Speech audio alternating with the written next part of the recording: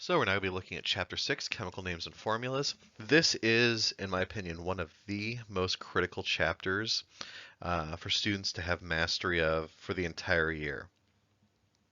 This is the equivalent in a foreign language class of learning how to read the language that you're dealing with.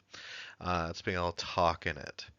And this is definitely one that I'm going to try to stretch out over a longer period just to give more practice and more time to handle the memorization that needs to take place.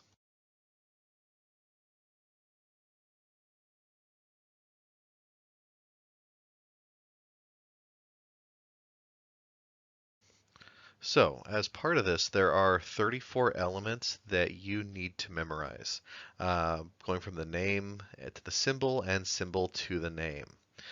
It looks pretty intimidating, but most of these you probably know already, because most of these are pretty straightforward. I strongly recommend flashcards with this and all the memorization that we have to do. Practice nightly. Again, I'm giving lots of time this chapter to prepare for this, and I really want you to take that time to make it worthwhile. Along with the elements, there are certain what are called polyatomic ions that you need to be able to go from the formula to the name on. These are some of them. Again, I recommend flashcards. There's not a lot of shortcuts to this. Needs to get done. You need to be able to say, if I say acetate, you need to know that acetate has a formula of C2H3O2 with a single negative charge. And we'll talk about what that means coming up. These are more of the polyatomic ions you have to memorize. Again, flashcards, practice nightly. And even more. So that's it for your polyatomics. Needs to be handled. No shortcuts.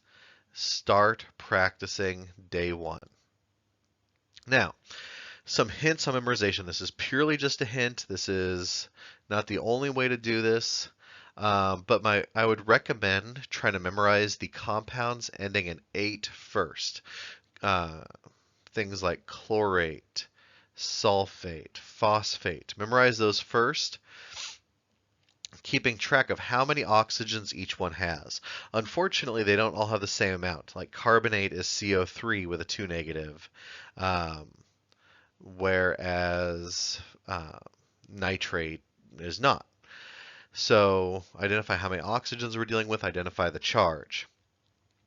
Then you can move from the 8s to the ites. All of the ites will have one less oxygen than their 8 version. So for instance, NO3 negative is nitrate, NO2 negative is nitrite. So if you know the 8s, you know the ites, just remove an oxygen. That's the only change. You'll notice a couple having the prefix of hypo. Hypo is like the ite, but with one less oxygen. So for instance, ClO negative is hypochlorite. ClO2 negative was, again, chlorite. And then ClO3 negative is chlorate. And then some have a per. Per is like the 8, but with one more oxygen. So there's perchlorate. Again, chlorate is naturally a ClO3 negative, so perchlorate would be a ClO4 negative. Now, the overall goal for this chapter is very straightforward, but not simple. I will give you the formula of a compound. You will tell me its name. Or I will give you the name of a compound. You give me its formula. Spelling does matter. That's our goal. Now, that's what we really want to keep in mind as we go through each of these topics, because the topic may not be readily aligned with this goal, what we're going to see at the end. But there is a reason for it. It's not just to waste time. Okay, to really discuss chemical naming and everything else, we need to have a very brief introduction to chemical bonding. And there's two types of compounds we're going to worry about, molecular compounds and ionic compounds. What you absolutely need to be able to do is to be able to distinguish which is which. Why do we have to be able to distinguish between which is which? Because not only do each have their own way of bonding and properties, but also different naming conventions. Molecular compounds are named one way, ionic compounds are named another way. So, starting with molecules and molecular compounds. So, a molecule is the smallest electrically neutral unit of a substance that still has the properties of a substance. Very similar to our definition of the atom, but we can talk substances in general. So, we can be talking whole compounds. Molecules are made when we have two or more atoms, could be the same element, could be different elements, are bonded together. And very important here, and this is even the sub-bullet, but super, super important, that all molecules, to be a true molecule, it must be nonmetals with nonmetals. This is actually how we identify if something is a molecular compound. Molecular compounds or molecules will be nonmetals only.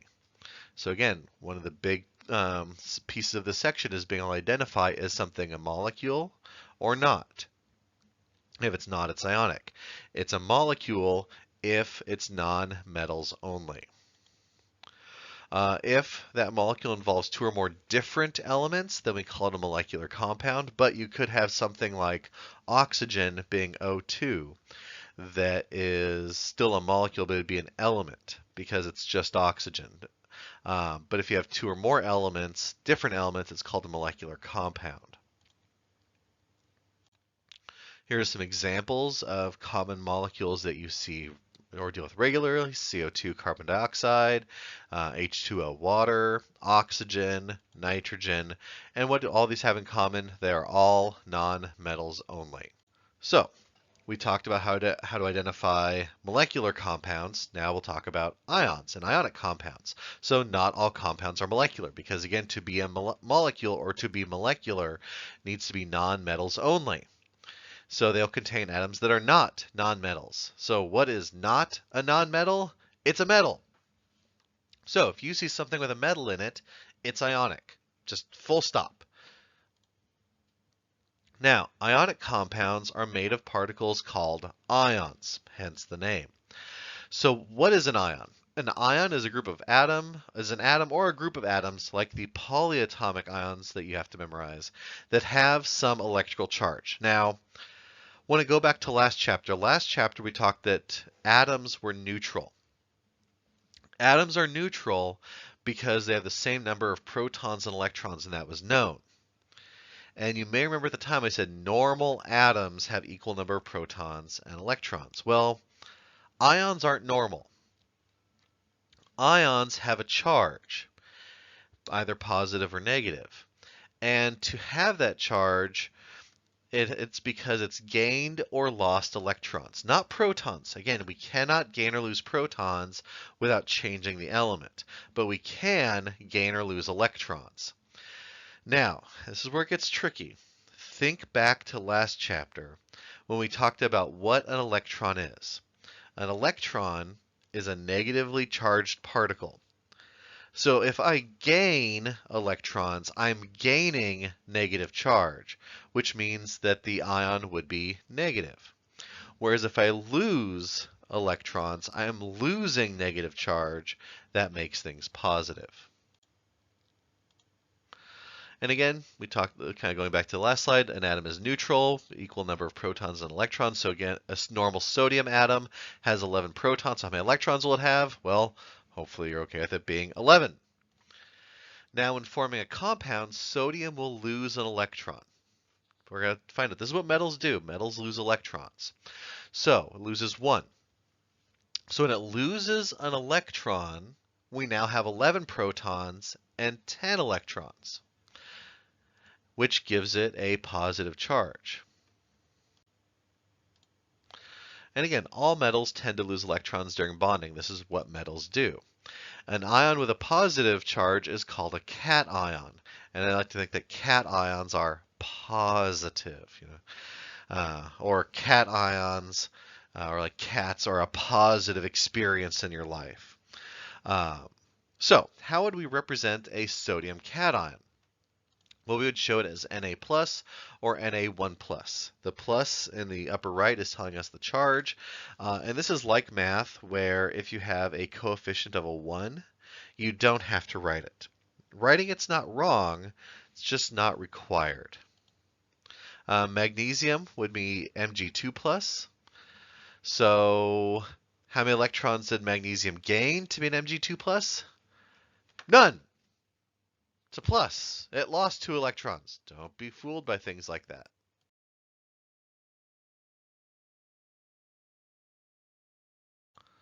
So next section we're going to look at is ion naming. Very important. Again, the goal for the unit is I will give you the name of a compound, you give me its formula, or I give you the formula, you give me the name.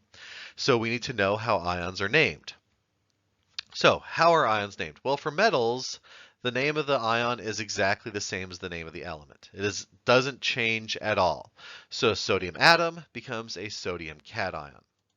Potassium atoms form potassium cations. It's very straightforward. Now, as a note, even though the name is the same, they react differently. Sodium metal explodes when you put it in water. Sodium cations are in salt water. So different chemicals, same element, but being an ion changes things around a little bit. Now, nonmetals are a little trickier. So if metals lose electrons, nonmetals gain electrons. And if nonmetals gain electrons, they form what are called anions. And anions will always have a negative charge. I always think they should be called dog ions, being negative and all that, but wasn't up to me. Now, with nonmetals, because they're gaining electrons, they're gaining that negative charge, they have a negative charge. Again, that's the anion piece, but the name of an anion is not the same as the name of its element. Its name changes. Generally, what you do is you take everything but so you leave the first syllable, turn everything else to "ide." So sulfur becomes sulfide. Bromine becomes bromide. Hydrogen, a lot of syllables there, hydrogen becomes hydride. Phosphorus becomes phosphide. Some general properties here. So it's a general slide so we can see what we're talking about. So representative unit just means kind of smallest chunk of. So molecular compound, its molecule. Ionic compound is called a formula unit. We'll get to that later. Types of elements, molecular compounds are nonmetals only. Ionic compounds are metals with nonmetals. And these last two bits are a little bit new. So physical state, molecular compounds can be solid, liquids, or gases at room temperature. Ionic compounds will always be a solid, and that's because molecular compounds tend to have low melting points. If you have a molecular compound that is a solid, you can generally melt it on your stove. Ionic compounds, though, have really high melting points, so very, very, very difficult to melt.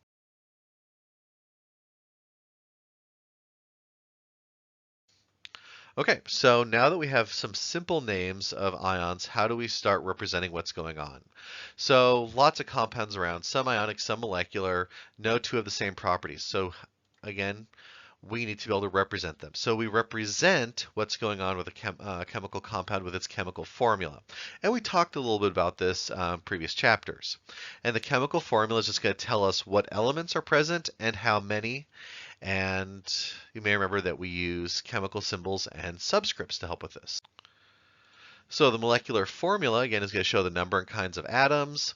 So we know that water has 2 hydrogens bound to an oxygen, so a chemical formula of H2O. We see the chemical symbol of hydrogen there as the H. That little subscript of 2 tells us there's 2 of them. Oxygen, the O, and no subscript after the oxygen. No subscript means that there are 1 of them. And again, the number and symbols together give us that formula.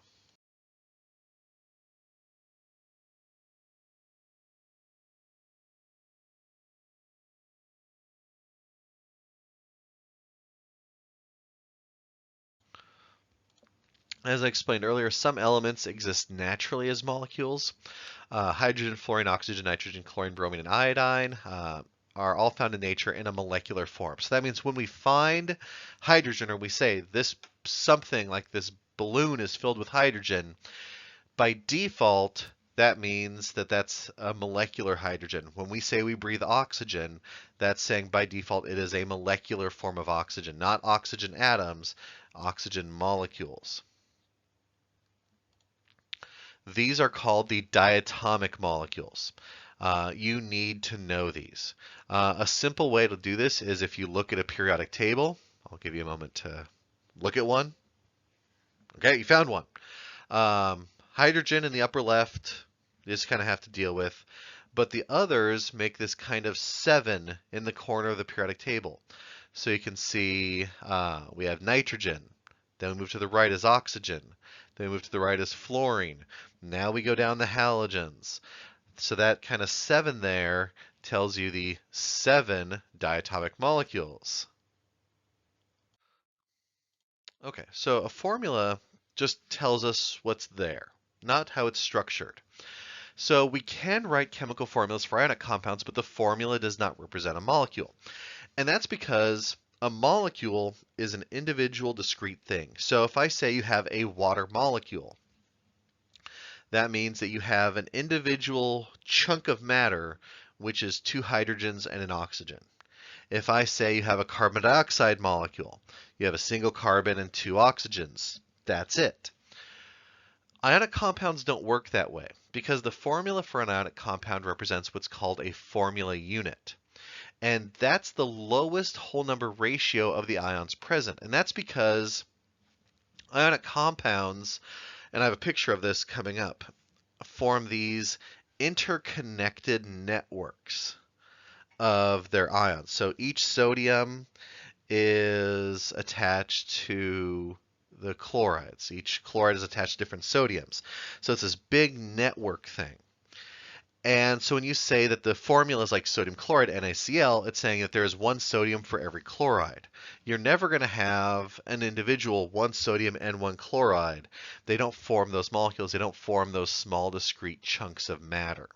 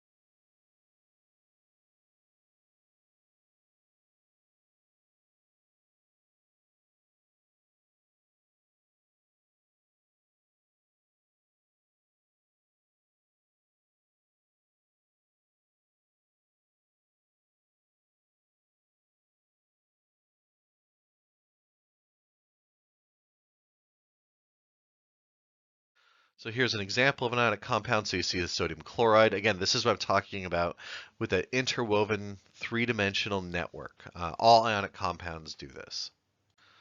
Okay, this is going to sound, I'm going to go through this super fast. Law of definite and multiple proportions. Your book goes into much greater detail. I don't like it.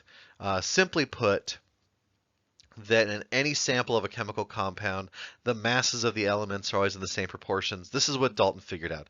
This is what led to the idea of the atom. That's the extent that you need to know on that.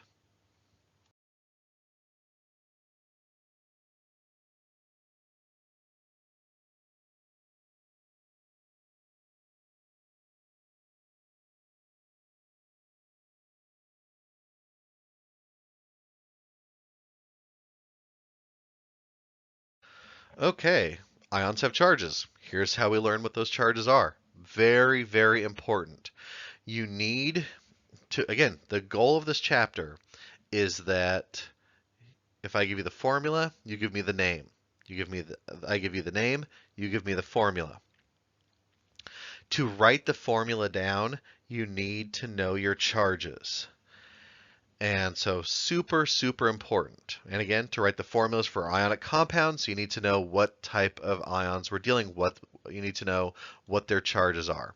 But the periodic table is our friend. So here are the rules. Okay, so here are the charges of your basic ions. This table looks way more confusing than I think it needs to be. So find a periodic table. Find a periodic table. Far left column, Group 1A, they all have a charge of 1 plus. So starting at the far left, plus 1. Group 2A, 2 plus. So again, far left, plus 1. Next group over, 2 plus. So plus 1, plus 2. We skip the transition metals because the transition metals are weird. And we move on to aluminum. Aluminum in that group by itself, 3 plus. So again, far left, plus 1, then plus 2, then skip to aluminum, plus 3. Now, it's really, really rare to see an ionic charge greater than 3, either plus or negative. So group 4A, following this pattern, actually does not form any ions because it would either be a 4 plus or 4 negative, and we don't see that. So group 4A doesn't form any ions. So again, far left, from the left to the right, plus 1, plus 2. We skip the transition metals. We go to aluminum, plus 3, then nothing. I like to think of this like climbing up a mountain. We start low, plus 1, we're going up. Plus 2, we're a little bit higher. Plus 3, we're going up higher. We go to group 4A, we're plateaued. We're across the top. We're not going up. We're not going down. Now we get to group 5A. Now we're going down. So now everything group 5A is 3 negative. Then group 6A is 2 negative. Then 1 negative. We're going down the mountain. Then group 8A doesn't form ions. We're on the ground. So again, from left to right, skipping the transition metals. Plus 1, plus 2, aluminum plus 3, then nothing, then minus 3, minus 2, minus 1, nothing. Now notice we skipped over the transition metals. Why did we skip over the transition metals? Well, transition metals break the rules. Pretty much continuously throughout chemistry, they break the rules. And one of the ways they break the rules is that they have more than one common charge. Tin and lead do this as well. Pretty much anything that doesn't have a clear charge has multiple possible charges. So for instance, iron commonly forms Fe2 plus and Fe3 plus. You do not need to know the common charges, but you do need to be able to figure out what the charges are. Now, in your book on page 144, there is a list of these. You don't need to know it. The basic rule that we're going to use, called the stock notation, is when we are naming the ions. Again, that's part of what this chapter is all about, is being able to name a compound, naming the ion, is we use the stock system. So we see like that Cu plus. We call it copper 1 ion. We call it copper 1 because it has a charge of 1 plus. Tin 2 plus is called tin 2 because it has a charge of 2. The number is not how many of those ions there is. I want to stress this. The number is the charge. So Mn3 plus, manganese 3. Now let's go back to copper. Copper form, again, Cu plus, is called copper 1. Another form of copper is copper with a 2 plus charge. What would we call that? We'd call that copper 2. Now, transition metals are full of exceptions. They are the exceptions, and there are transition metals that are exceptions to the exceptions. So what you need to know, silver always forms a plus 1, zinc always a plus 2. So on your list of things that you need to know the charge of, those are part of it. They do not get stock notation because they have consistent charge. So polyatomic ions, you've been memorizing these for a while now. Well, what are they dealing with? So a polyatomic ion is a group of ions bound together so tightly they act as one thing, and they carry a charge. So the word poly means many. So many atoms, ions. And again, you need to memorize them. There's really no shortcut to it.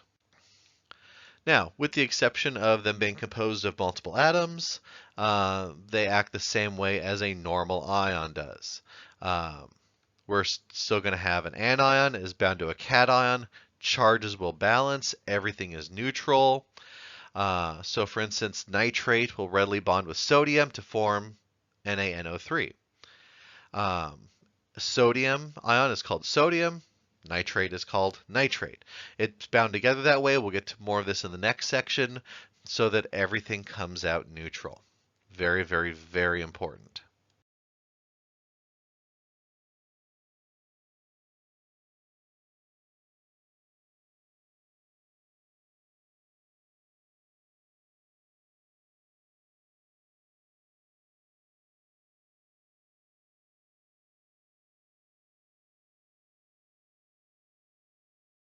Okay, so now kind of continuation of where we were yesterday, ionic compounds. We're putting it together. This is everything with ionic compounds. We're going to learn how to go from the name to the formula and the formula to the name. Now, in early days of chemistry, compounds were named after the person who discovered them or so some source or property. So for example, K2CO3 called potassium carbonate was commonly called potash because it was made from boiling wood ashes in iron pots. We moved away from that because it's just lots of memorization without any connections. Okay, let's get these formulas written. So, binary ionic compound, I'm never going to use this phrase again. Binary just means two. So binary ionic compounds are made of two elements, one metal, one nonmetal, one cation, one anion. Now, kind of. So remember, ionic compounds are electrically neutral. This is your guiding principle. They must be neutral. This is where we pay attention to the charges from the previous section. So however much positive charge has to equal the amount of negative charge. Now this is easy when we have things like potassium and chloride. So if we have potassium ions, chloride ions, I have a +1 charge, a -1 charge, those balance out already. So the compound would just be KCl, one potassium, one chloride. That's what's needed to be neutral. Now, I'm even going to jump ahead. How do we name these? We name these compounds just by saying the name of the ions present. So K is potassium. Cl- is chloride. So this is potassium chloride. Now let's look at something a little bit harder. So we have calcium, Ca2+, and bromide, Br-. So again, the compound must be neutral. So the easiest way to do, or the way to think about this is how many of each do I need to make it neutral? And we end up with CaBr2 because we had two bromines, two negative charges to balance out the two positive charges from the calcium. Now, there is another way to do this I call the crisscross method. Look at the charge on each. The charge on one becomes the subscript on the other. So calcium had 2+, so that means two bromines. Bromine's a 1-, so calcium gets 1. So that is a way to do this. But if you do the crisscross method, just to be clear, you have to make sure that everything is in the lowest, or everything is just reduced. So 2 and 1 can't be reduced anymore. But if I have like 2 and 2, that would be reduced to 1 and 1. So let's take a look at iron 3 and oxide. So iron 3 and oxide. So iron 3 means that it's Fe3+. Oxide, we look at the periodic table. What charge does oxide have? 2 negative. So how many of each do I need for this to be neutral? Well, two ways you could approach this. You could either say, okay, what's the lowest common multiple between 3 and 2 to be the same? And that would be 6. So if I want 6 positive charges, I'm going to need 2 irons. If I need 6 negatives, that means I need 3 oxygens, giving me this. Or you could do the crisscross method. See that iron has the 3+ charge, so the 3 becomes the subscript on the oxygen. Oxygen has the 2 negative charge, so the 2 becomes the subscript on the oxygen.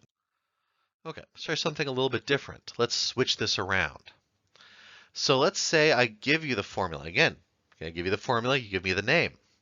So we see that there. So you need to be able to look at this and go, what ions are present? Because that tells you the name. So I see Sn. Sn is tin. And then I have N as nitride. N is always nitride. Nothing weird there. But tin's a transition metal. So what charge of tin is that? Two ways you could do this. You could figure out how much charge everything has. So we know that nitrogen is always a 3 negative. There's 4 of them. So there's 12 negative charges. If there's 12 negative charges, then we need 12 positive charges. And if I have 12 positive charges and there's 3 tins, 12 divided by 3 is 4. So that would be a tin 4 ion, because that's the charge. So that would be the tin 4 nitride. Now, I've already been doing this. Naming binary ionic compounds is simply say what's there. And this is a very, very, very important section. So if we do not have a transition metal, simply the name of the cation followed by the name of the anion. So we see MgCl2, Mg is magnesium, Cl is chloride. We don't care about how many are there, just Mg and Cl. Don't care about the amounts, so magnesium chloride. K3N, K is potassium, N is nitride, called potassium nitride. But like we saw with the tin problem earlier, when you have a transition metal, we have to use the stock notation. So when I see CuO, I go, okay, it's copper and oxide. But copper is a transition metal, so I need to know the charge on it. And this is where you have to look at the oxygen. Well, oxygen is a 2 negative. There's one of them. There's one copper, so that copper also has to be a 2 plus. So this would be called copper 2 oxide. Let's try this again. So SnO2. I say, okay, Sn is tin, O is oxide, or oxygen, but again, as the anion, it becomes oxide. So it's tin oxide, but tin's a transition metal, so it needs the stock notation. So what charge does that tin have? We look to the anion. Oxygen is a 2 negative. There's 2 of them. So how much total negative charge do we have? 4 negative. If we have 4 negatives, how many positives do we have? 4 positives. So what's the charge on that tin? 4 plus. So that would be called tin 4 oxide. Now going from name to formula, very similar to what we started off with. The name tells you what ions are present, but not how many. So what you first need to do is, like we started this section off, write down which ions you're dealing with, and then figure out how many of each you need to be neutral. So for instance, calcium oxide. Calcium oxide, calcium is a Ca 2 plus. Oxide is an O2 negative.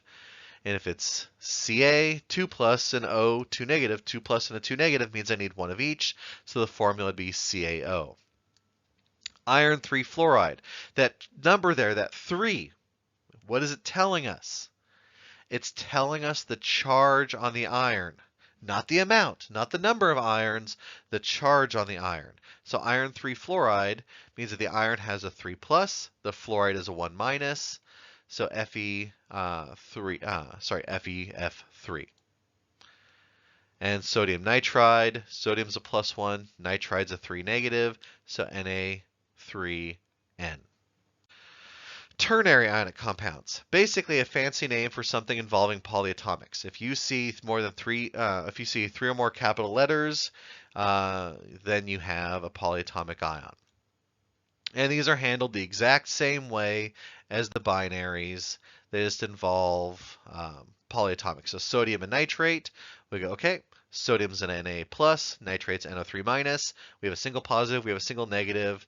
They go together to give us NaNO3. Okay, another example with this, a little bit harder. So calcium cation, nitrate anion. By the way, the name of this compound would be calcium nitrate because it's just the name of what's there. So again, I write down the ions. Calcium's a 2 plus, nitrate's a 1 minus. So to be neutral, how many of each do I need? Well, hopefully you recognize we're going to need 2 of the nitrates.